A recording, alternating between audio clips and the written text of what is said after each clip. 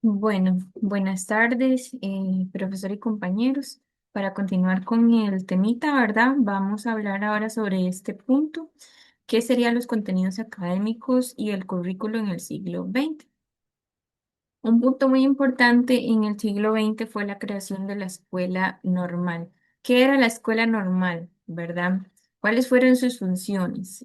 ¿Cuándo surgió? Este puntito es muy importante para mantener este hilo conductor, ¿verdad? Sobre el avance que tuvo la educación en nuestro país. Y nos dice, ¿verdad? Bueno, la escuela normal surge desde mediados del siglo XIX, principios del siglo XX. Estas iban dirigidas hacia la educación superior con la creación de escuelas, colegios especializados y principalmente para la formación docente. ¿Por qué se divide como en estos dos siglos? Bueno, porque al principio, ¿verdad? De la educación, la llamo yo la era prehistórica de la educación, este, se le conocía o se le nombró escuela normal a lo que fueron colegios, a lo que hoy conocemos como colegios. Pero ya lo que es propiamente en el siglo XX, sí ya se forma como tal la escuela normal y es, ¿verdad? O fue considerada muy importante, ¿verdad? En la enseñanza de la formación docente, ya que no existía en esta época una universidad. Entonces, esto venía a funcionar como una universidad solo para docentes, ¿verdad? Para el área pedagógica, que es la que nos compete a nosotros. Vamos a hablar ahora de los enfoques y materias, ¿verdad? Que se enseñaban. Tenemos un pequeño, este, una pequeña vista hacia esas materias que se veían, que era lo que es aprender a leer, escribir, ¿verdad? La matemática en el área de aritmética. em, un punto muy importante en el que se enfocaba es en la escuela normal. Como les repito, ¿verdad? Esta parte de la escuela normal fue un gran punto de avance para la educación en Costa Rica. Ahí también se enseñaba, ¿verdad? Lo que era religión, moral, física e historia natural. Ahora bien, propiamente en lo que son los enfoques pedagógicos, vamos a ver estos que tenemos acá, que son el enfoque positivista. Este enfoque, ¿verdad?, se basaba en la educación centralizada. ¿En qué? Bueno, en promover un avance y en ese momento era hacia la ciencia, ¿verdad? Enfoque en la formación docente. Este enfoque se promovió precisamente a través de la escuela normal de la que le estoy hablando, ¿verdad? Que era donde nos formábamos nosotros como educadores en ese momento. Educación para la ciudadanía.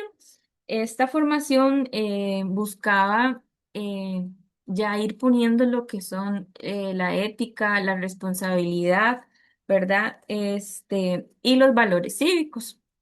La educación integral, esta nos dice que fue ya para final del siglo XX. Es como lo que hemos visto en los programas de estudio. Básicamente, este punto es ese, donde se comenzó a ampliar aspectos, éticos, estéticos y de convivencia, que todavía éticos y estéticos en el plan de estudio de sociales, si no me equivoco, ese punto está ahí muy, muy presente. Bien, ahora vamos con lo que es la cronología. Este punto lo quise incluir porque, como les mencionaba, lo que queremos o buscamos en el tema de investigación fue un hilo conductor que nos dijera cómo hemos avanzado o qué cosas, ¿verdad?, se hicieron en el sistema educativo que permiten hoy a nuestra educación estar, ¿verdad? Eh, Puse muy poquitas realmente, eran un montón, pero quise poner las más importantes, que fueron estas en este siglo, ¿verdad? Porque lo que yo les voy a hablar es solamente del siglo XX.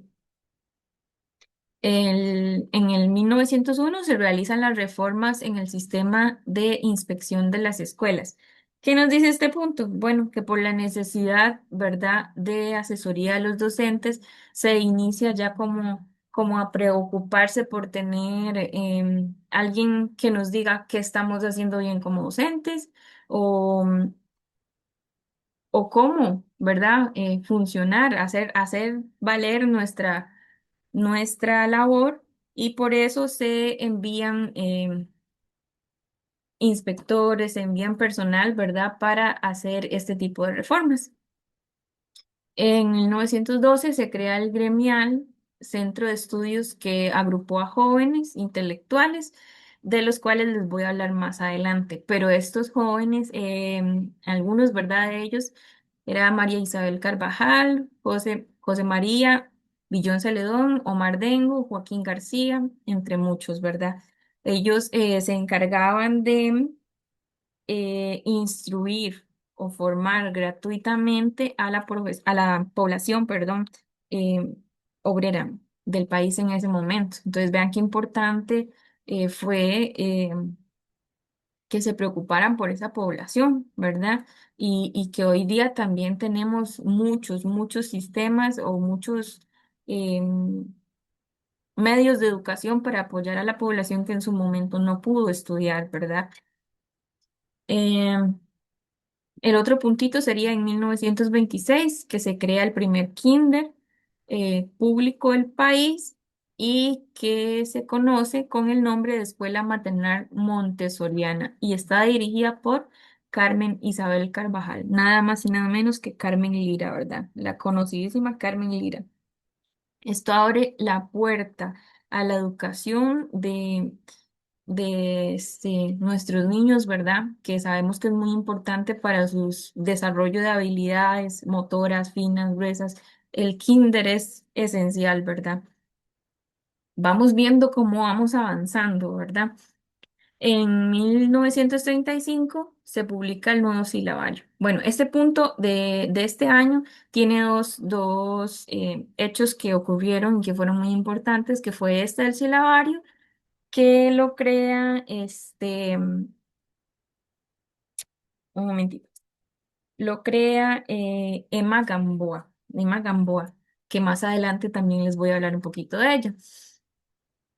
Este silabario, ¿qué permitió? Bueno, una nueva metodología de enseñanza, el enseñar las letras, asociarlas con imágenes. Ese fue la creación de ella. Y también en el segundo punto de este año sería que este, el contrato de servicios de la denominada mediación pedagógica chilena. Este fue un proyecto que un grupo de estos profesionales, ¿verdad?, de Chile vinieron al país y hicieron una revisión de nuestra educación. Así, un formateo de ver qué se está haciendo en Costa Rica, cuáles son las fortalezas y debilidades para así hacer un plan de acción, ¿verdad? Y fortalecer la educación. En 1953 se creó la Escuela de Artes y Oficios. Esta se convirtió después en un colegio vocacional y fue en honor a la misma persona que promovió esto, ¿verdad? El no solamente enseñar un contenido, sino ya irnos a buscar, ¿cómo decirlo? Sí, la palabra misma, vocación, ¿verdad? Lo que el joven ya quería dedicarse. Y este colegio se llamó Monseñor Sanabria, ¿verdad? Como les digo, en homenaje a su interés. Y por último, en 1957, en el 25 de septiembre más precisamente, se emitió la Ley Fundamental de Educación, que es bajo la que nos regimos actualmente. ¿Qué nos dice esta ley? Bueno, se establece que la educación debe desarrollar todas las capacidades del ser humano, ¿verdad? Todo lo que vemos en los planes de estudio. No solamente enseñar contenidos, sino desarrollar habilidades, desarrollar competencias, lo que es educación física, lo que es educación religiosa. Ahora tenemos, ¿verdad? Muchas más, pero en ese momento era eso. También se declara la educación como gratuita y obligatoria. O sea, que el Estado tiene sí, tiene la obligatoriedad de garantizarle a todos los costarricenses el derecho a la educación. O sea, hacernos a nosotros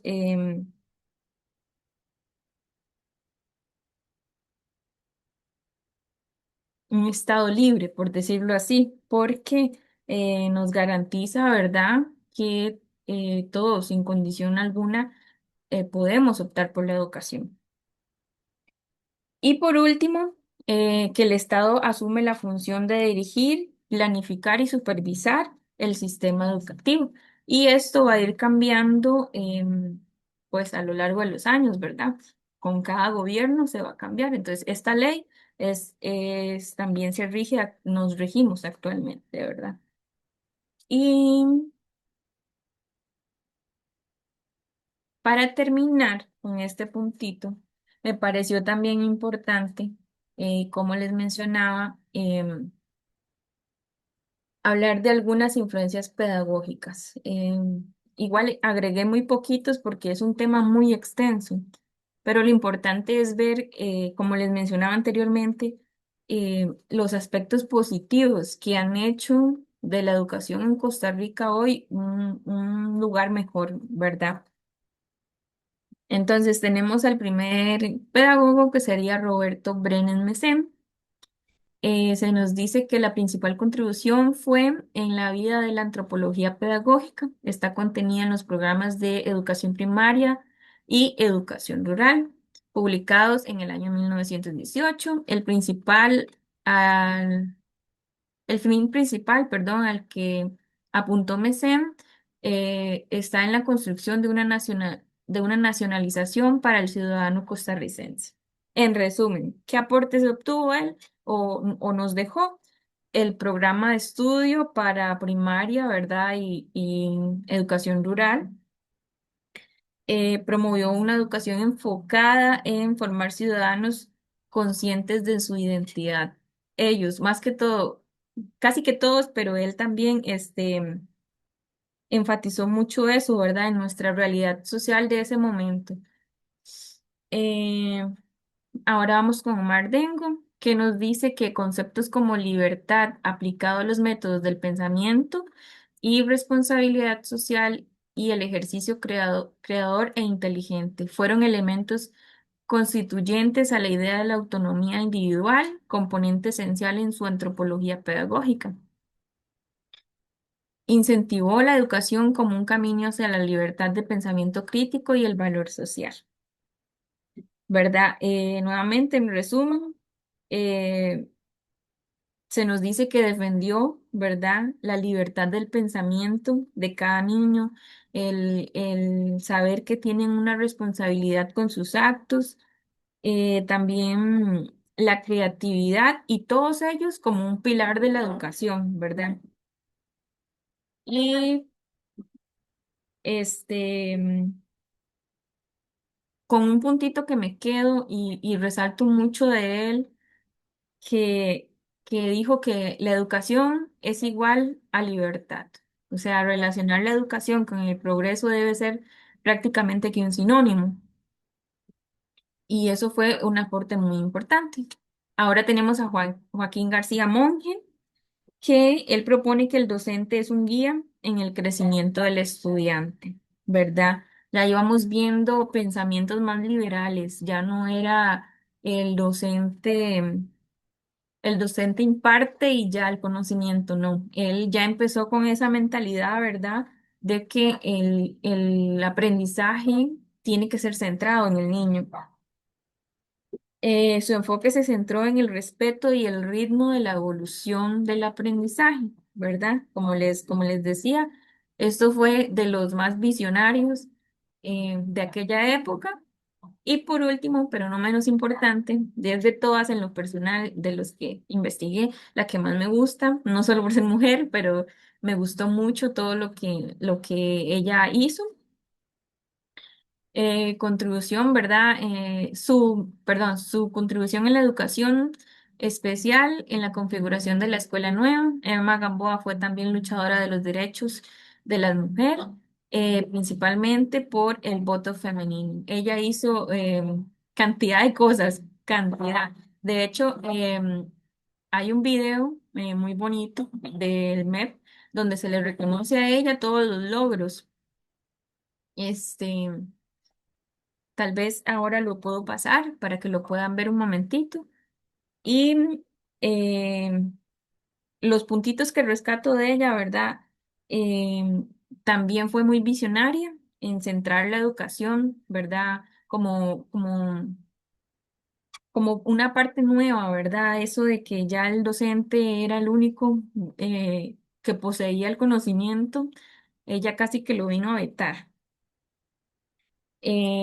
La lucha del voto femenino lo retomo mucho también, ¿verdad? El que ella sea mujer y haya luchado por todas nosotras para que hoy podamos votar fue un punto muy importante. Y el último de la innovación pedagógica. ¿Por qué innovación? Porque ella fue la que creó el nuevo silabario. Y este nuevo silabario, como para que lo tengamos más asociado, es nada más y nada menos que el libro de Paco y Lola. Ese fue el nuevo silabario, ella lo creó. Imagínense, yo creo que muchos de nosotros usamos ese librito para aprender a leer. Entonces, imagínense qué bonito. Y sin fin, creo que hubo muchos, ella participaba mucho en lo que era la crítica, ¿verdad? Hizo muchos artículos periodísticos en revistas, o sea, fue súper reconocida. Y bueno, como para cerrar, diría que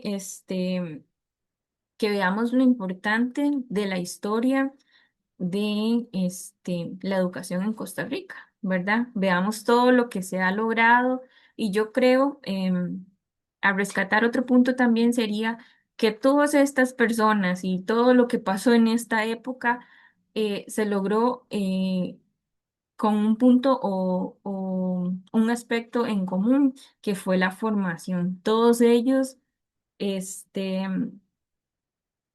o todos los involucrados, ¿verdad? En este proceso de que la educación avance, fueron personas que de verdad, como decimos popularmente, se pusieron la 10, fueron personas muy preparadas, la mayoría estudiaban hasta segundas carreras ¿cómo se llama esto? Eh, Perdón, ay, se me fue el nombre. Diplomados o no sé, títulos extra en el exterior, o sea, se iban a buscar más, no se quedaban conformes con lo que ya tenían, siempre pusieron como un esfuerzo extra por, por incentivar la educación, por mejorar la educación. Entonces, con esa reflexión final me quedo y los dejo con mis compañeros.